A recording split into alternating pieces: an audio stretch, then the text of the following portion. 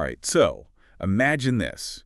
You're sitting there, right in the thick of it, at the New York Times DealBook Summit yesterday, March 26, 2025. The room's buzzing, right? You can practically feel the energy, all those power players, the movers and shakers. And then, boom, Jeff Bezos walks on stage.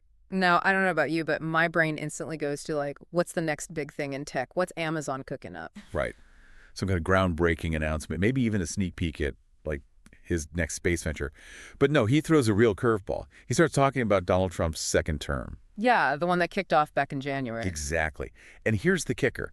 He's not dissecting policy or predicting market trends or anything like that. Yeah. Bezos drops this observation that's got everyone doing a double take. Yeah. Trump 2.0. Seems, well, calmer.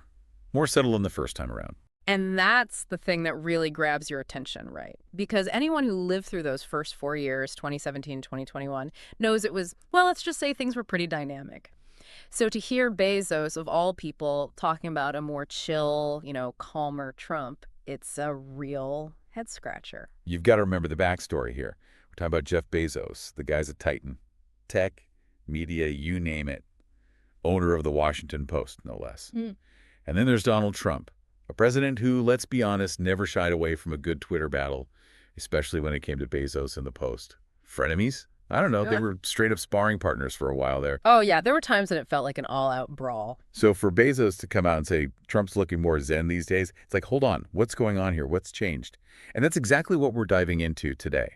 We're going to unpack those observations, look back at their past interactions, try to figure out what might be behind this apparent shift in Trump, and most importantly, what it could all mean for the rest of us. Right, because this isn't just a juicy bit of political gossip. These are two figures with massive influence. The ripples from their relationship, however it evolves, can be felt everywhere. Exactly. So our main source for this deep dive is Bezos' own words, what he said at that DealBook Summit. It's a pretty fascinating snapshot, but it's early days, right? We're only a few months into Trump's second term. Things could change, but it's definitely worth exploring. Absolutely. So let's rewind a bit, take ourselves back to round one, the Trump presidency 1.0. Remember that dynamic? It wasn't exactly a warm and fuzzy, let's grab a beer kind of vibe. Oh, man, those were some wild times. Remember those tweets, the ones about the Amazon Washington Post? Trump kept saying it was sailing, that Bezos should stick to selling books, which even back then felt a bit out of touch with, the Amazon empire. Oh, absolutely. And he constantly went after the Post's coverage, framing it as politically motivated, implying that Bezos was pulling the strings, using the paper to go after him. It was this whole narrative of fake news, and it got pretty heated. Yeah, it was like a constant back and forth. And the Washington Post, they weren't exactly backing down either. They were investigating, publishing stories that I'm sure didn't make Trump's team very happy. It was this real clash of titans. Yeah, definitely. You could even see it as a microcosm of that whole tension between Silicon Valley, the tech world, and let's call it the old guard, the political establishment. So for Bezos to now be talking about a calmer Trump, it's quite the turn of events. All right, so let's get to the specifics. What exactly did Bezos say that makes him think Trump's changed? It wasn't just a general feeling, right? He used some pretty specific words. Yeah, he did. He said, and I'm quoting here, Trump is calmer than he was the first time, more confident, more settled. That's straight from the horse's mouth, so to speak. Calmer, more confident, more settled. That's a far cry from, the Twitter-storming, rally-rocking image a lot of us have from those first 4 years. What's driving this change? Did Bezos offer any insights? He did. Yeah. And one of the main things he pointed to was experience. Trump's been there, done that. He's no longer the political newcomer he was in 2017. He knows how the game works, the players, the processes, and that, according to Bezos, has given him a certain, swagger. So, he's been through the fire, come out the other side, and now he's got this air of, I got this. Makes sense, right? Yeah, there's a certain level of comfort that comes with knowing the ropes, especially in a job as demanding as, running the country. And speaking of running the country, Bezos also mentioned policy, specifically regulation. Apparently, Trump's got a lot of energy for reducing regulation, and the business folks in the room, they were eating it up. Right, because deregulation, if it's done right, can be a big win for businesses. It can mean lower costs, less red tape, and that can translate to, more profits. Bezos even said he'd be willing to lend a hand. Yeah, that was the real jaw dropper. He said, if I can help him reduce regulation, I'm going to help him because we do have too much regulation in this country.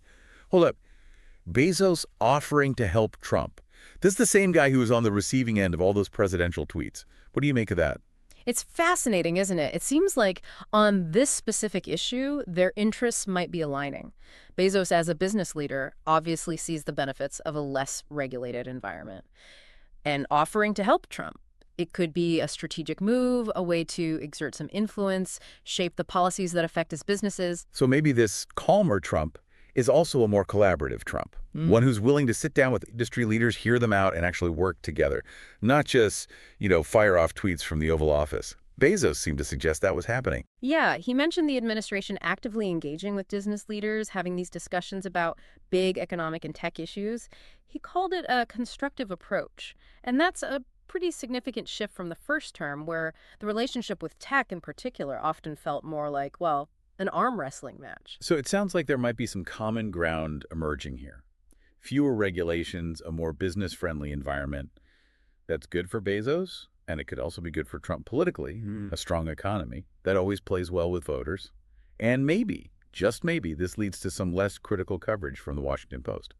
Well, it's hard to say for sure. Bezos has always maintained a separation between his businesses and the Post's editorial decisions.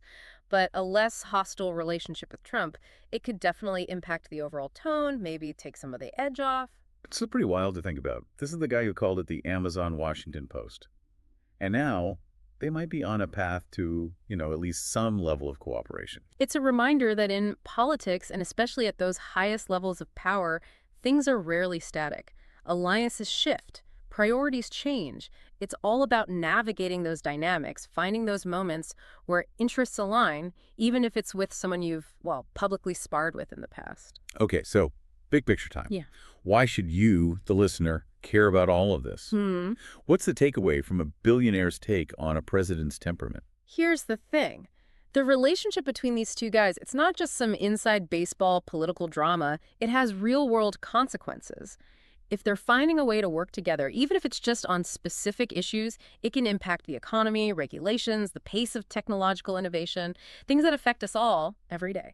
Right, so we're talking about things like the cost of goods, job opportunities, even the kinds of technologies that are developed and become available. This shift from, public feuding to something that at least looks like cooperation, it has the potential to shape our future in pretty significant ways. Absolutely. And it's a reminder that the way these power dynamics play out between big tech, the government, the media, it's not just some abstract thing. It has very real and tangible implications for all of us. And hey, maybe, just maybe, a calmer Trump means fewer of those headline-grabbing moments, less drama, a bit more stability. Who knows? It's still early days, but it's definitely something to watch. For sure. So let's recap for our listeners. Jeff Bezos, at a big deal summit just yesterday, drops this observation. Trump 2.0 is a different beast. Calmer, more confident, more settled. And he's all about slashing regulations, engaging with business leaders in a way that's a stark contrast to the fireworks of the first term. Right. Especially when you think about the whole history with the Washington Post, those Twitter wars, all of that. It's quite the change. And as we've been discussing, this shift in dynamic, it's not just interesting gossip. It has the potential to create some serious ripples affecting the economy, the political climate, even our daily lives. So here's the big question I want to leave you with. Is this calmer Trump, this more collaborative approach, the real deal? Or is it just a strategic move, something that's convenient for both of them right now but could change on a dime? And what happens if it is a real change? What are the unintended consequences, the things we're not even thinking about yet? It's something we'll all have to grapple with as things unfold. Yeah, it's definitely a situation to keep your eye on. The future is, as always, full of surprises. And that's the beauty of it, right? We'll be here to break it all down as it happens. Absolutely. Until next time, keep those ears open and those minds engaged. And maybe keep an eye on those Twitter feeds, too, just in case. Never know. You never know.